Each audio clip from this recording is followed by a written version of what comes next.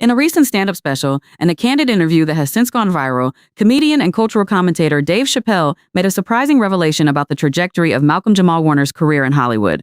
Known for his sharp wit and unfiltered takes on race, fame, and the entertainment industry, Chappelle didn't hold back when discussing why one of television's most beloved black actors of the 1980s seemingly vanished from mainstream media. Malcolm-Jamal Warner, best known for his iconic role as Theo Huxtable on The Cosby Show, was once a household name. From 1984 to 1992, he captivated audiences as the lovable, sometimes mischievous, but always endearing middle child of the Huxtable family. The show, which aired on NBC, was groundbreaking in its portrayal of an upper-middle-class African-American family, and Warner's performance earned him a Golden Globe nomination and a place in the hearts of millions. Yet, by the late 1990s and early 2000s, Warner had largely disappeared from the spotlight. Unlike many of his co-stars, Felicia Rashad, Lisa Bonet, and Tempest Bledsoe, who continued to enjoy successful careers in film and television, Warner seemed to fade into the background. While he remained active behind the camera as a director and photographer, his on-screen presence dwindled, and he never quite achieved the level of stardom many expected. Enter Dave Chappelle. In a wide-ranging interview following the release of his latest stand-up special, The Closer, Chappelle addressed the unspoken realities of fame, race, and power in Hollywood. Amid discussions about cancel culture, the Bill Cosby scandal, and the pressures faced by black entertainers, Chappelle dropped a bombshell. Malcolm-Jamal Warner wasn't forgotten by the public. He was effectively eliminated by Hollywood's gatekeepers. "I'm not here to point fingers," Chappelle said, leaning into the microphone with a smirk. "But let's talk about Malcolm-Jamal Warner. You remember him? Theo Huxtable? The kid who made us laugh, cry, and say, 'Damn, that's real'? He was talented. He was smart. He was black excellence personified. And then, poof, gone. Not because he stopped working, not because he lost his edge, but because the system decided he didn't fit the new narrative." Chappelle's comments have sparked intense debate across social media, entertainment circles, and academic forums. Was Warner truly eliminated from Hollywood? If so, what forces were at play? And why is Chappelle the man who walked away from his own $50 million deal with Comedy Central, the one to expose this? To understand Chappelle's claim, we must first examine the broader context of Warner's career, the changing landscape of Hollywood, and the racial dynamics that continue to shape who gets opportunities and who gets erased. Malcolm-Jamal Warner showed early promise as a performer. Born in 1970 in Jersey City, New Jersey, he began acting at age 10 and quickly landed roles in commercials and off-Broadway productions. His big break came in 1984 when he was cast as Theo Huxtable on The Cosby Show, a role that would define his early career. The show was a cultural phenomenon. At its peak, it ranked as the #1 television program in America, drawing over 30 million viewers per episode. Its portrayal of a successful black family challenged stereotypes and redefined what was possible for African-American representation on television. Warner's character Theo was central to many of the show's most poignant storylines. From struggling with dyslexia to navigating teenage rebellion, Theo's journey resonated with young audiences and earned praise for its authenticity. Warner's performance was praised for its emotional depth, and he became a role model for a generation of black youth.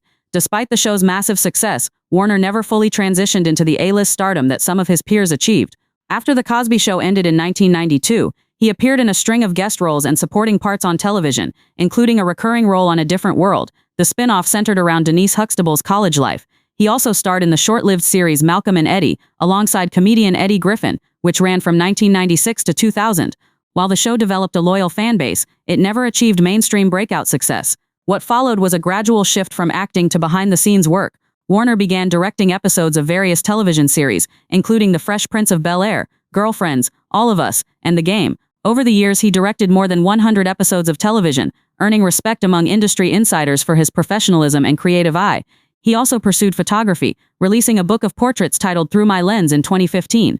Despite his continued contributions to the industry, Warner remained largely invisible to the general public.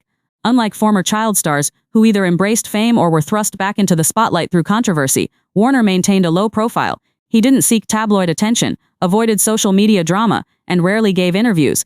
To many, it seemed as though he had simply walked away from Hollywood. But according to Chappelle, that narrative is incomplete.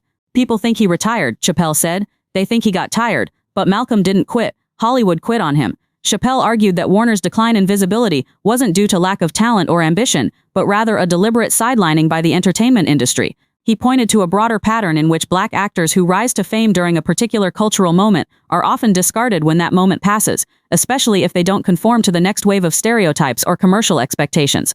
"Hollywood loves to recycle trauma," Chappelle explained.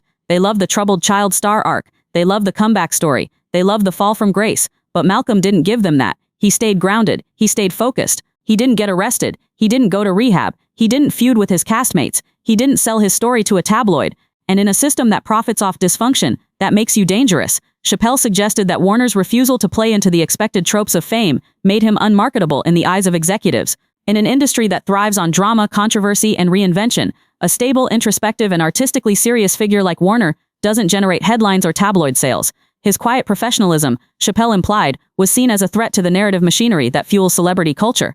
There's also the undeniable shadow of Bill Cosby. When the sexual assault allegations against Cosby became public in 2014 and gained widespread attention in 2015, the legacy of The Cosby Show was irrevocably tainted. The show, once hailed as a landmark in black television, became associated with the hypocrisy of its central figure. As a result, many of the cast members found themselves grappling with public perception. Felicia Rashad, who played Claire Huxtable, faced backlash for defending Cosby early on. Lisa Bonet, who played Denise, had already distanced herself from the franchise years prior.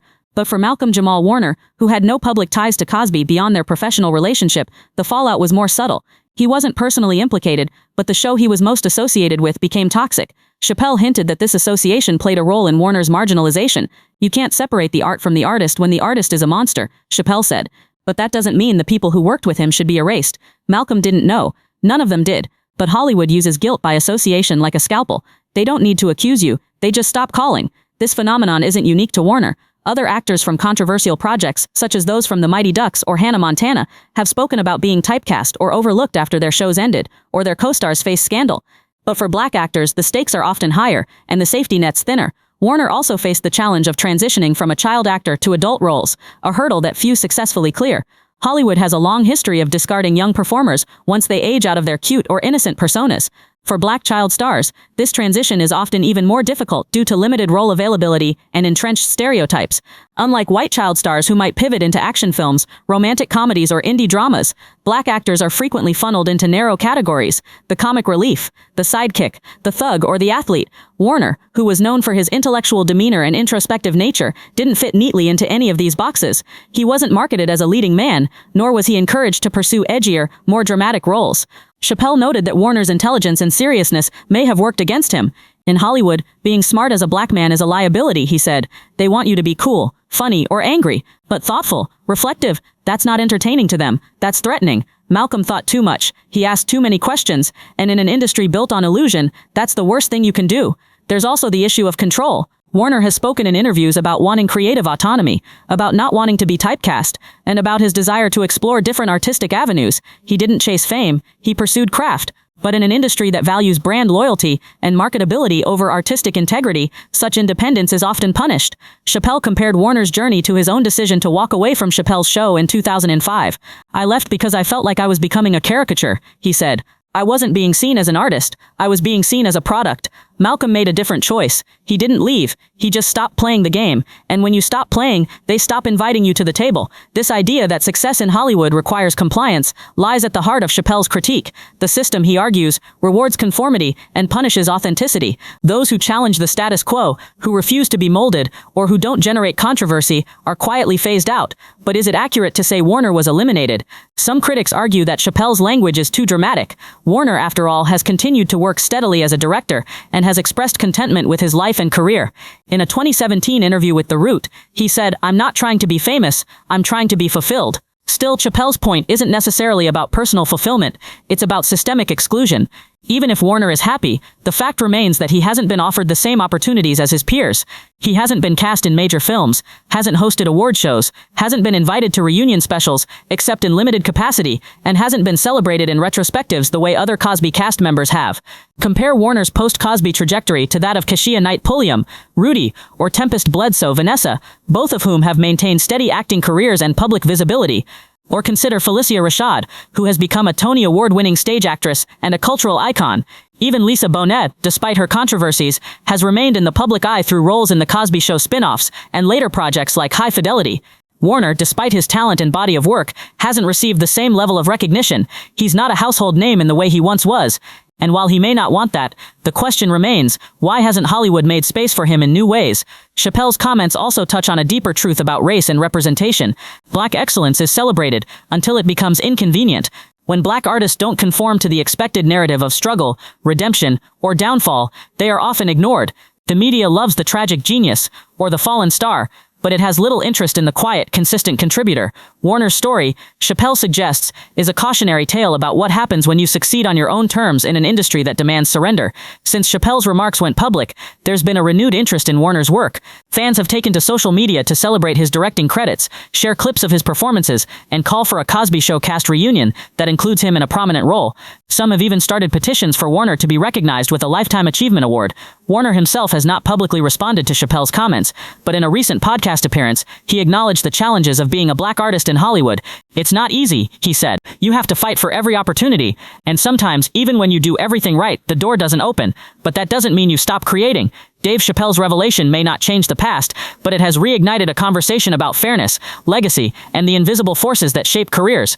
Whether or not Malcolm-Jamal Warner was eliminated by Hollywood, the fact that such a discussion is happening at all is a testament to the power of truth-telling and to the enduring impact of an actor who, despite everything, never stopped working. In the end, Chappelle's words serve as both an indictment and a tribute. An indictment of an industry that discards talent when it doesn't fit the mold, and a tribute to a man who stayed true to himself even when the spotlight moved on.